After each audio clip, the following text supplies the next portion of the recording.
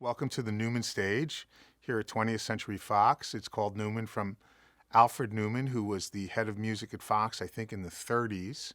The Fox logo, the famous Fox logo that you hear every time you hear a movie, was recorded on this stage. It was written on this stage. There used to be an orchestra that was a staff orchestra that would come in here and play the movies in the old days. There's just been a lifetime of great movies have been recorded on this stage, starting in the 30s all the way through. I've worked on this stage countless times. I did the movie Thin Red Line on this stage. We did Pearl Harbor on this stage. I did all the Shreks on this stage. Just new movies I did, Battleship and Despicable Me. I've probably done maybe 35 or 40 movies on this stage. It's a wonderful place to work. It's a classic, legendary place in Hollywood. It should be a destination on someone's tour. I'm Alan Meyerson, and I'm the head sound designer on the percussion project that we're working on. Initially, how did you become involved with this project with Hans? It was a conversation that Hans and I had about trying to get a better percussion library out there, trying to get a better quality of sounds. And also it was time for some new sounds to come along. You know, a lot of people have been using the same sounds for a while, and it was time for something new.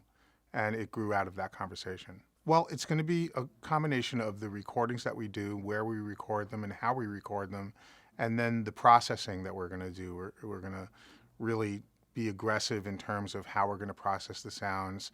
We're going to do a couple of different processing so that there are some options out there. And basically, maybe some of the sounds might be the same sounds, but there'll be a new approach on how they're going to play. You know, I've been working with Hans for 19 years now. We've done about 130 movies together. And so I've seen every possible angle of the Zimmer persona at different times. And he's a lovely man. He's truly one of the most inspired people I've ever met. He challenges me, he frustrates me, he inspires me, and I look forward and dread every single day I work with him, all at the same time. We have a technical shorthand where it's not even about words anymore. We sort of know, or I sort of know where he wants to go as a starting point. It's all about starting points. It's all about how to get him something that he wants to work with or he wants to start from, and then to go from there. And even there are times where my starting point might be that I'm completely wrong, you know, and that's a starting point. If I do something and he goes, well, that's exactly what I don't want, then it sort of gives me an idea of what he does want. And that's as valid as anything else. A little harder on the ego, but still at the end of the day, you'll get, you know, we do have that shorthand of getting to what he's looking for. What makes a Hans score a Hans score? Wow, it's really hard to answer, but I would have to say emotion.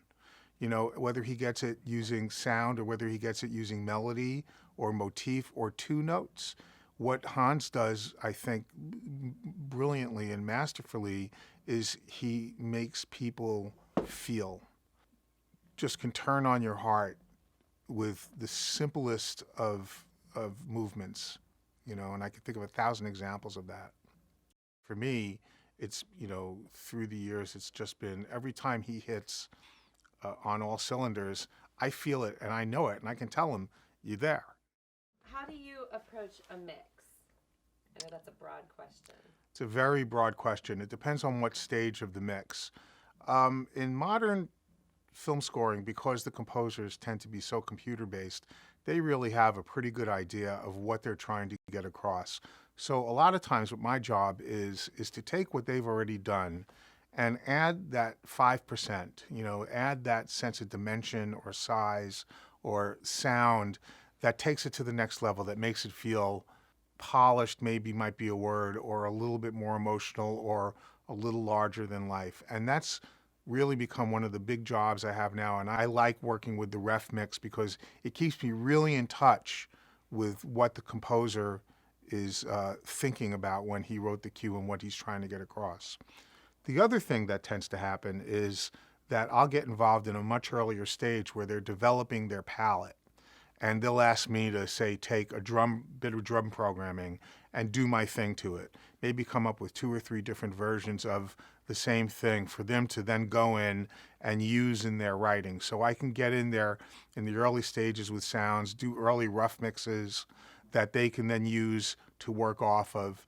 And I really like that too, because that's a little bit more kind of bass creative for me. It's less of taking something else and polishing it and more about creating something from scratch. But either way, it's a pretty creative process and it's really enjoyable. And with Hans's stuff, because it's the third thing is it's the massive size of it. Usually the productions are just huge. So there's the logistics side of it. How do I get all of that information into this world where I can mix, where I have multiple orchestras and multiple solo instruments and tons of computer information and thousands of percussion passes and, gypsy recordings and everything has to come together and work with each other, play nicely with each other, and sound like one coherent piece of music.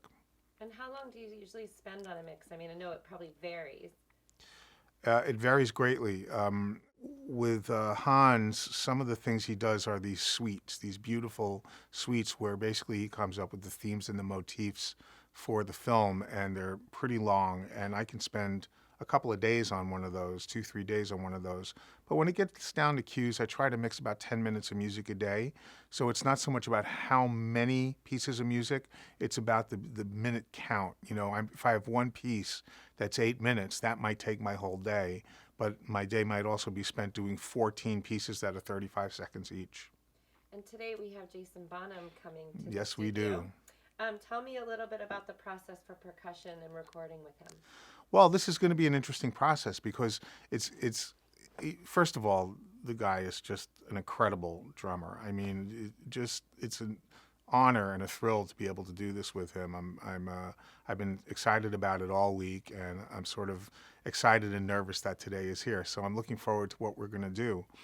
But it's an interesting process because what we have to do is we have to create this incredible world of drums and then sort of deconstruct it so that we can then take the individual elements and record them so that at a later time it can be reconstructed to a user's needs. And so I think the day is going to reveal itself as it comes, but what I did was I set up a pretty traditional big league kind of drum recording where I'm taking advantage of the fact that we're at 20th Century Fox scoring stage, and I have microphones that are picking up really beautiful ambiences, but still at the same time having like punchy rock miking. So I have sort of this thing that's traveling in 2 different worlds, and you can go either way with it, or you can just make something, a third thing out of those 2 things that's unique and different.